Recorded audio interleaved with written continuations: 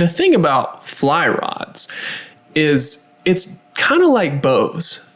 The bow should do the work for you. Yeah. You just have to get out of the way. And what's going on is that the different from spin, when you spin fish, the weight is in whatever you're casting, the lure. That's why, if you throw a crappie jig on 20-pound test, you're going to have a really hard time getting it out there because the weight's not there. But if you, throw like a spinnerbait on 20-pound test, you can shoot that thing as far as you want because it's heavy, right? Whereas the fly line, what that allows you to do is throw anything, even no fly, because the weight is in the actual line. And so it allows you to fish in a different way that sometimes can be more effective than even spin fishing, because with trout particularly, they like to target small bugs, right? That's nymphs, underwater nymphs. There's a life cycle of bugs that goes from nymph to a merger to dry fly or dun.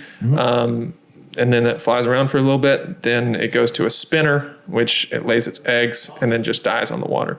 And so it allows you to cast that. And what's going on is that because this line has weight to it, that should be appropriate for the size of rod that you're using. So if you're using a 5-weight rod, you should have a 5-weight line or heavier.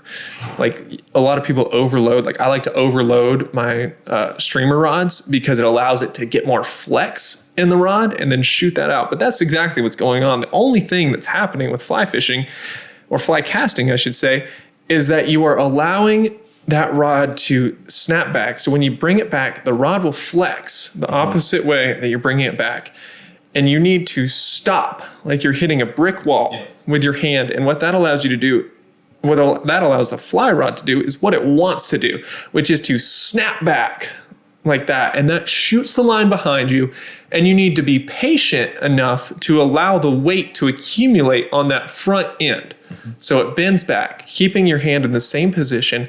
And then you fire that rod forward, which increases that bend just like a bow, just like you're drawing a bow back.